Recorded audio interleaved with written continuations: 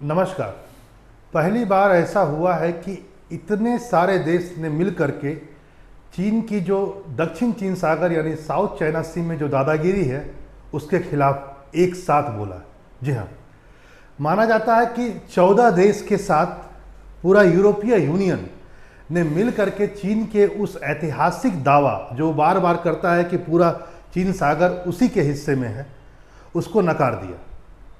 और ये चीन को बहुत बड़ा झटका है आज के तारीख में, और उस परिस्थिति में तो और भी जहां पर वह यूरोपियन यूनियन के साथ में एक ट्रेड डील फाइनल करना चाह रहा है।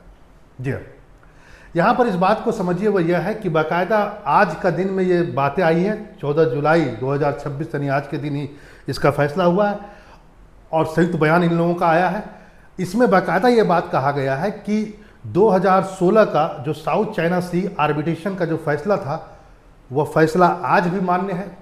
और इस फैसले में बाकायदा ये कहा गया था कि जो चीन है ना अपना हिस्टोरिकल राइट यानी ऐतिहासिक दावा जो करता है पूरे चीन सागर पर, वो अवैध है।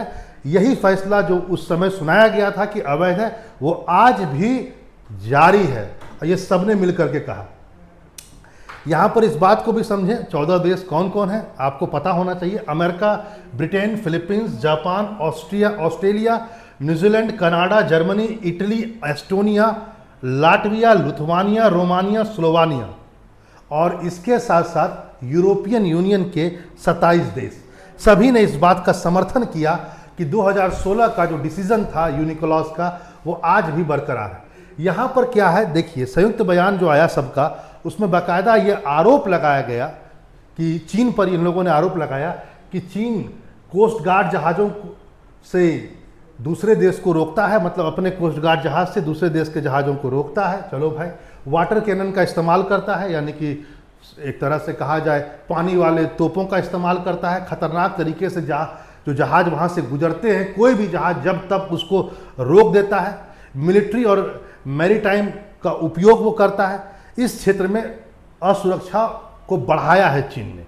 यहाँ पर इस बात को भी जरा जाने वो यह है कि 2016 का जो फैसला था वो आखिर था क्या और किस परिस्थिति में आया। देखिए, हुआ क्या कि फिलीपींस 2013 में पहुंचा अंतर्राष्ट्रीय न्यायालय, ठीक है, और बेसिकली वो पहुंचा था United Nation convention on the law of the sea UNCLOS के तहत मामला पहुंचा अंतर्राष्ट्रीय ट्रिब्यूनल के पास में। ये लेकर के पहुंचा कौन? फिलीपींस लेकर के पहुंचा और कहा कि भैया देखो, ये हमारे साउथ चाइना सी में जो भी जहाज मेरा जाता है उसको बोलता है कि ये मेरा एरिया है, और बहुत सारी बातें। बाकायदा जुलाई 2016 को ये फैसला आया। फैसला ये आया कि देखो तुम इसका अंतर्राष्ट्रीय ट्रिब्यूनल का आया कि चीन जो हिस्टोरिकल रूप में ऐतिहासिक रूप से बोलता है कि मेरा परंपरागत रूप से, मैं ऐतिहासिक रूप से ये पूरा क्षेत्र जो मेरा है वो गलत है। दूसरा पॉइंट इसमें यह कहा गया कि तुम जो 9 डैश लाइन के तहत बोलते हो कि पूरा का पूरा क्षेत्र मेरा है, वह भी अवैध है। 9 डैश लाइन क्या है मैं बताता हूं आपको। और तीसरा पॉइंट यह भी कहा गया कि तुम जो यहाँ पर कुछ कृत्रिम द्वीप, आर्टिफिशियल द्वीप बना करके भी इस क्षेत्र पर अपना कब्जा करना चाह रहे हो, यह भी गलत है पूरा का पूरा। यानी कि चीन के विरोध में डिसीजन रहा और फिलीपींस के समर्थन में रहा। इस बात को भी जान लीजिए कि जो संयुक्त बयान आज आया है उसका चीन ने बाकायदा नन एंड वायलेट कहा है, बोला मुझे शून्य और अमान्य है। आज चीन ने बोला है, वह कहता है कि इस फैसले को स्वीकार वो कर नहीं सकता है। चीन का मानना है कि कोई भी संस्था, चाहे वो यूनिक्लॉज हो या कोई भी ट्रिब्यूनल हो, वह मेरी संप्रभुता का हनन नहीं कर सकता है। मतलब चीन का मानना है कि दक्षिण चीन सागर उसी का है और किसी का नहीं। यहाँ पर इस बात को भी जाने वो यह है कि चीन क्या कहता है, जरा इसकी बात पाइए। चीन बोलता है, एक पहले बात सुनिए, वह चीन एक हिस्टोरिकल रूप से, ऐतिहासिक रूप से एक मनगढ़ंत कहानी बनाता है। वह कहता है ये पूरे साउथ चाइना सी को 9 छोटे छोटे लाइंस में डिवाइड कर रखा है। इसको 9 डैश लाइन कहा जाता है।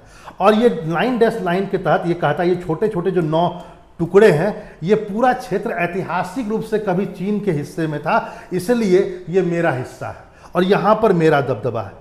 अब प्रॉब्लम क्या हो जा रहा है जरा समझिए। ये जो 9 डैश लाइन है, जिसके जो साउथ चाइना सी को लगभग 80 से लेकर 90% कवर कर लेता है, और चीन कहता है ये ऐतिहासिक रूप से ये क्षेत्र पूरा मेरा है, तो इससे प्रॉब्लम क्या हो जाता है, ये पूरे क्षेत्र में फिलीपींस भी आते हैं, वियतनाम भी आता है, मलेशिया भी आता है, ब्रुनेई भी आता है, ताइवान भी आता है। फिर इनका समुद्री क्षेत्र कहाँ गया?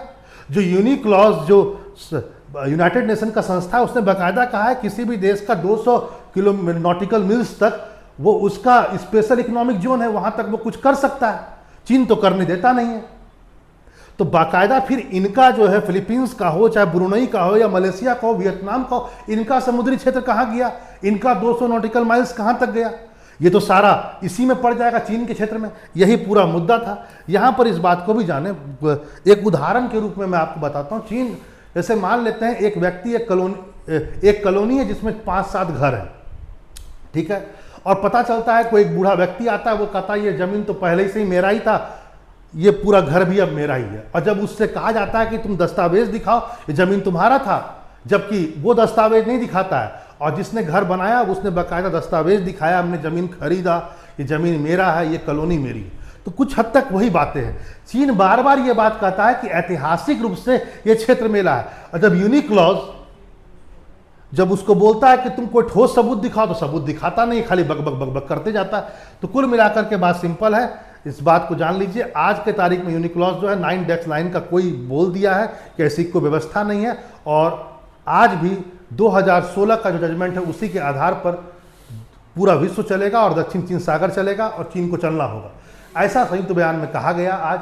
लेकिन फिर वही वाली बात कि चीन भी दक्षिण चीन सागर क्षेत्र में बड़ा स्ट्रांग है, और वाजिब बात है, चीन वहाँ पर अपनी दादागिरी कर रहा है, ये पूरा विश्व परेशान है।